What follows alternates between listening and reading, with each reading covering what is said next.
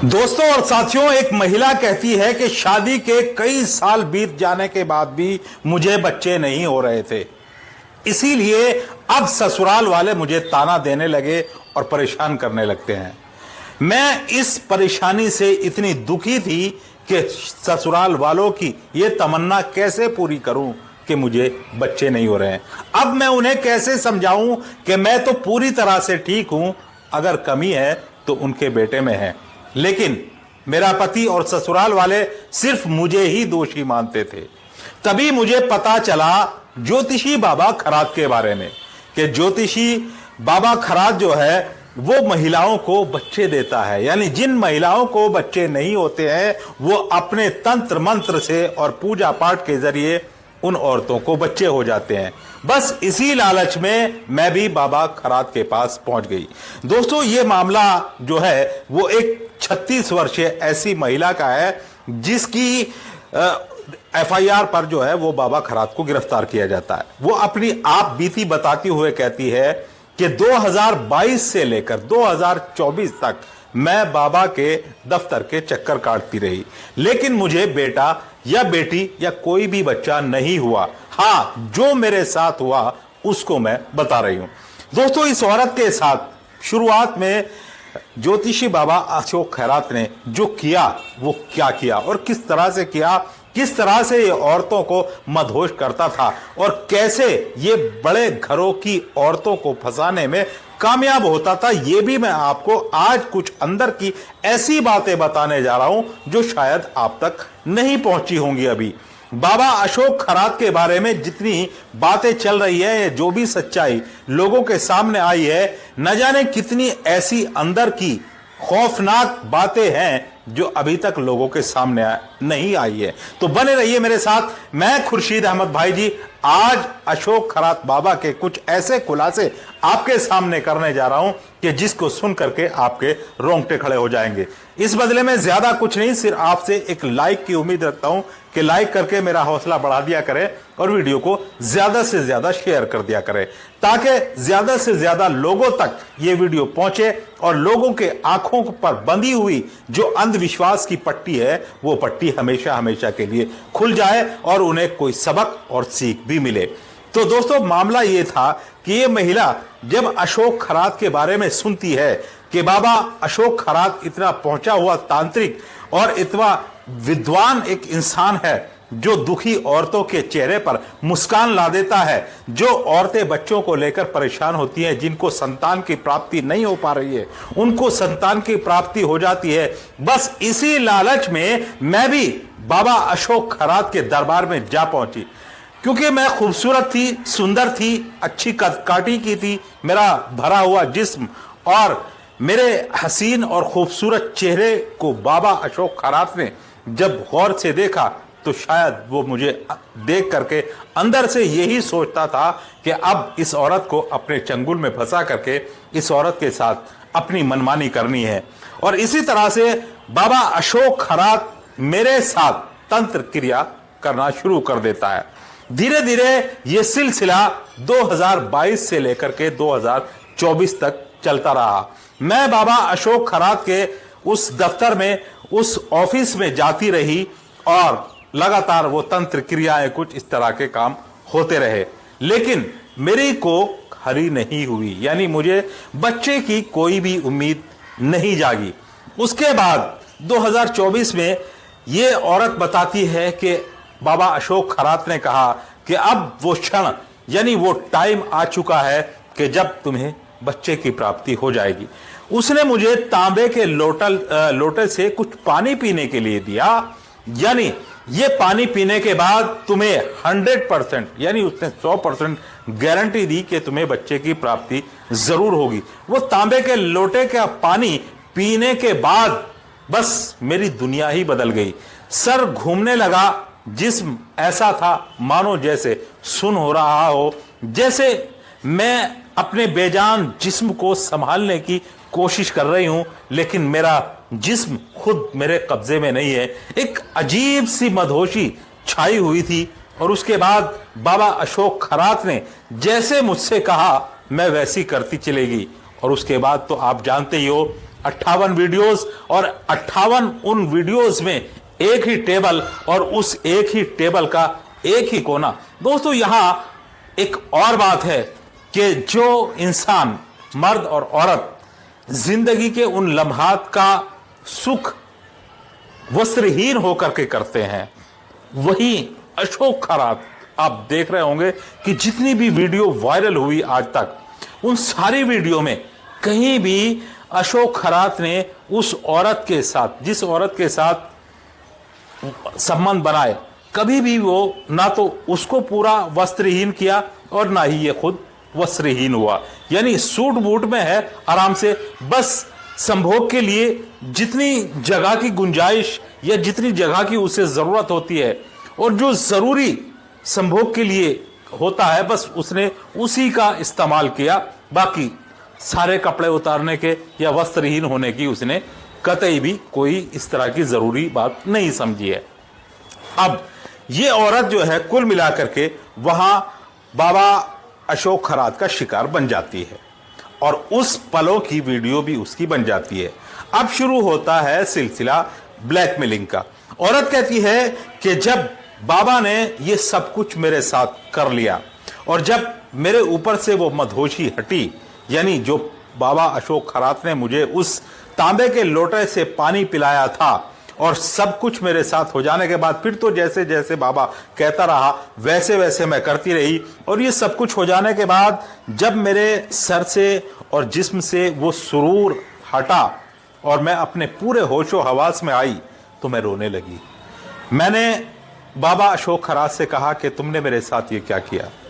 मैं तो तुम्हें एक ऐसा अवतार समझती थी भगवान का कि जो ऐसी महिलाएं परेशान हैं उनकी मदद करते हो आप, लेकिन आपका असली चेहरा देख करके आज मैं खुद हैरान हूं।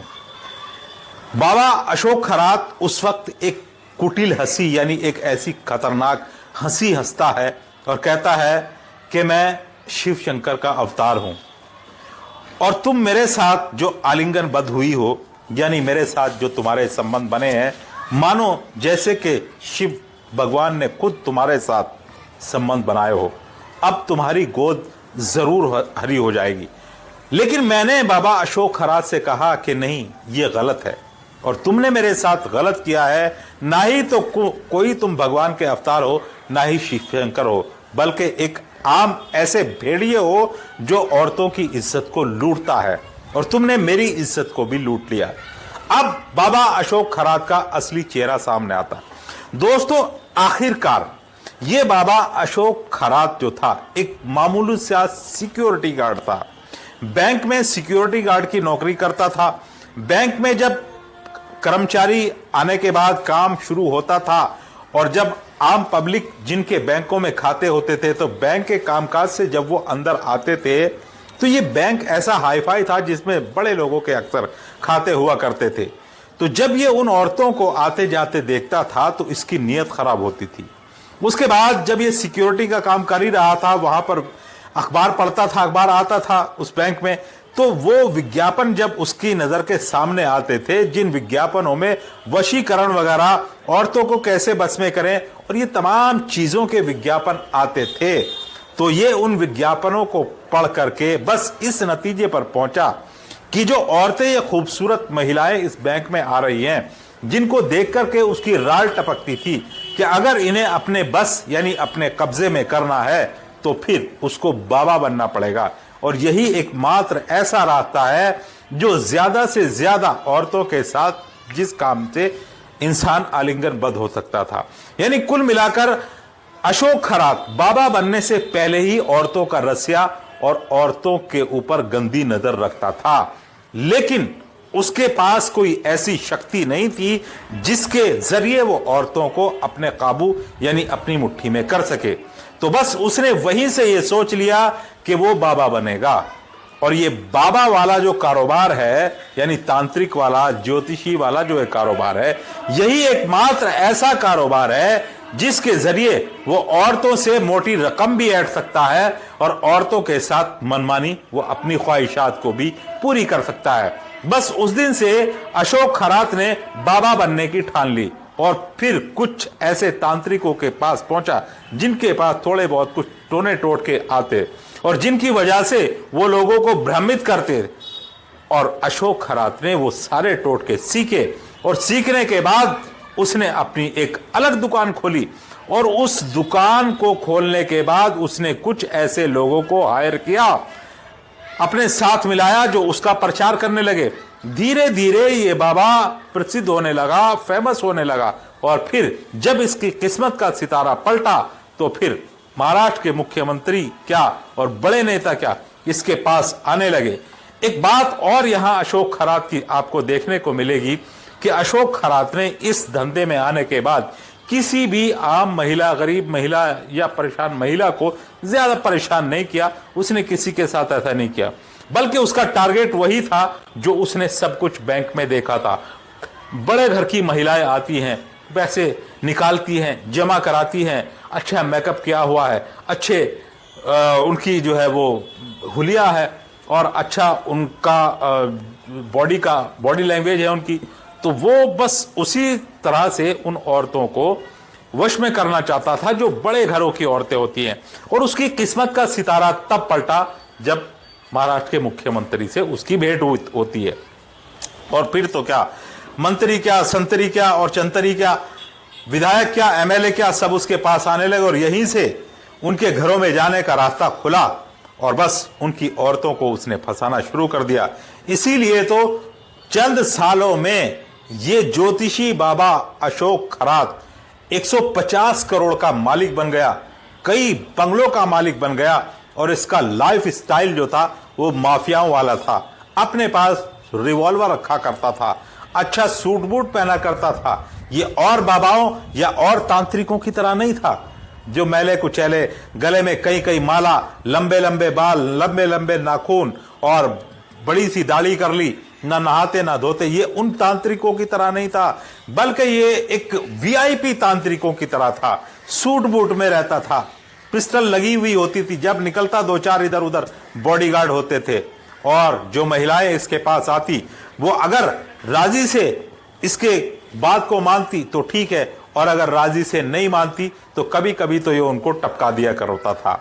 और फिर इसीलिए ये उनके उस पलों की जिस ऑफिस में ये उनके साथ गलत कृत्य करता था, उन सभी औरतों की वीडियोस बना लिया करता था। लेकिन अचानक आखिरकार ये वीडियो लीक कैसे हुई, ये मंसरे आम पर कैसे आई, जब लगभग 4-5 सालों से ये बाबा इस गोरख धंधे में था, तो फिर ये मामला बाहर निकल करके कैसे आया। हुआ यूं, ये भी आपने शायद सुना हो या ना सुना हो कि एक दिन इसका कमरा खुला रह जाता है, ये काम से बाहर चला जाता है। वो नौकर जो इसके कमरे के बाहर हमेशा रहता था, उसको अंदर जाने की कतई भी इजाजत नहीं थी। एक दिन जब ये बाहर गया, कमरा खुला रह गया, नौकर कमरे के अंदर चला जाता, देखा कि बाबा का लैपटॉप खुला हुआ है, मोबाइल भी रखा हुआ है। बस ये फौरन उस लैपटॉप में जब उसकी नजर पड़ी, उसने देखा तो उसकी आंखें फटी की फटी रह गई, होश उड़ गए देख करके कि एक फोल्डर ऐसा था जिसमें अजीब अजीब तरह के कृत्य हो रहे थे, जैसे कि पोर्न वीडियोस वो देख रहा हो। और उस पोर्न वीडियोस में कोई और नहीं बल्कि बाबा अशोक खरात है, जो अलग अलग औरतों के साथ अपने ऑफिस में और ऑफिस के उस टेबल पर बिठाता है, लिटाता है, उठाता है और अपना जो भी है। लेकिन बाबा की एक बात ये आपको माननी पड़ेगी, जो सुख इंसान वस्त्रहीन होकर के भोगता है, वो सुख हमेशा बाबा ने कभी वस्त्रहीन होकर नहीं भोगा, बल्कि उस सुख को भोगने के लिए जिन चीजों की जरूरत थी उनको ही उसने वस्त्रहीन किया। आप समझ गए होंगे या और खुल करके बताऊं। कुल मिलाकर के मामलात और हालात ऐसे हैं, बाबा के जितने जितने रोजाना नए खुलासे होते जा रहे हैं, लोग परेशान और हैरान हैं। यहां एक जानने वाली बात यह भी है कि दोस्तों इतने तकड़े कर्मकांड किए, और अभी तो ऐसे ऐसे कर्मकांड बाबा के हैं जो मैं आपको अगली स्टोरी में बताऊंगा। लेकिन बाबा भी हिंदू और ये महिलाएं जो लुटने पिटने वाली हैं ये भी हिंदू। और अब वो हिंदू रक्षा दल के लोग कहां गए जो सड़कों पर आए, इस बाबा के लिए फांसी की मांग करें, इस बाबा को बीच चौराहे पर खड़ा करके नंगा करके पट्टा फेरने की मांग करें, लेकिन सब खामोश हैं, कोई सामने निकल करके नहीं आएगा। इनको तो सिर्फ हिंदू मुसलमान करना होता है। जो असली मुद्दे हैं देश के, जहां जरूरत है विरोध करने की, जहां जरूरत है प्रदर्शन करने की, जहां जरूरत है सरकार से मांग करने की कि ऐसे लोगों को सरेआम गोली मार दी जाए, वहां सब मौन है, सब खामोश हैं।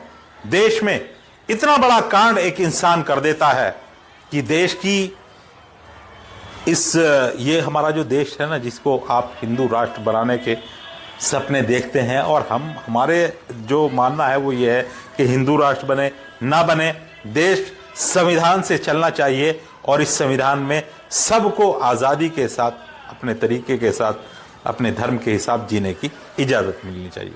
तो आगे और भी खुलासे जो हो रहे हैं या हैं जो आप तक नहीं पहुंचे वो पहुंचाता रहूंगा। फिलहाल इसको एंजॉय कीजिए आप। तो चलिए अब उन दोस्तों के नाम जो मुझे कमेंट करते हैं। दोस्तों, कमेंट करने वालों में सबसे पहला जो नाम आता है वो मुकेश कुमार राजक पत्नी है नीतू देवी, और राजवीर सिंह पोसवाल एडवोकेट बेटा है रजत पोसवाल, ये अमरोहा से हैं। ओमकार छोटा भाई बख्तवीर पापाजी राजप्रीत दादाजी इकबाल सरदार गांव जोड़कियां जिला श्री गंगानगर, और पप्पू सरदार जो इकबाल सरदार ही है, ये कहते हैं कि साहब हम आपको कमेंट करते हैं तो हमारे कमेंट पढ़ा करें, आपके कमेंट ज़रूर पढ़े जाते हैं। और यह हेमंत कुमार देवांगन जिला जहांगीर चांपा छत्तीसगढ़ से। जावेद अली हशमत पत्नी है फरमाना, बेटा है अनस, बेटी है सुमैया, छोटा बेटा है हम्माद, लोनी गाजियाबाद से है। राव मोहम्मद यासीन लाहौर पाकिस्तान से हैं। महराज आलम गोंडा दिल्ली से हैं। अब्दुल हादी तकदीस फातिमा डॉक्टर अब्दुल समी कुली बाजार कानपुर से हैं। मुनशाद अली ये बिजनौर पनियाला से हैं। हरनाम सिंह अलीगढ़ से हैं। और जी सुरेश मंडल जामताड़ा से हैं। और तमाम ऐसे दोस्त जो मुझे कमेंट करते हैं, फेसबुक हो या यूट्यूब हो। तो दोस्तों, ऐसा नहीं है कि अगर 1000 लोग कमेंट करते हैं तो 1000 के नाम लूँगा। हाँ, इतना ज़रूर मैं आपसे वादा करता हूँ कि अगली वीडियो में जो कमेंट फेसबुक पर आएंगे तो अगली वीडियो में फेसबुक वालों के कमेंट ही मैं ज़रूर पढ़ूँगा। तो इस वीडियो में ज़्यादा से ज़्यादा फेसबुक के दोस्त कमेंट करें, लाइक करें और शेयर तो ज़रूर ही करें।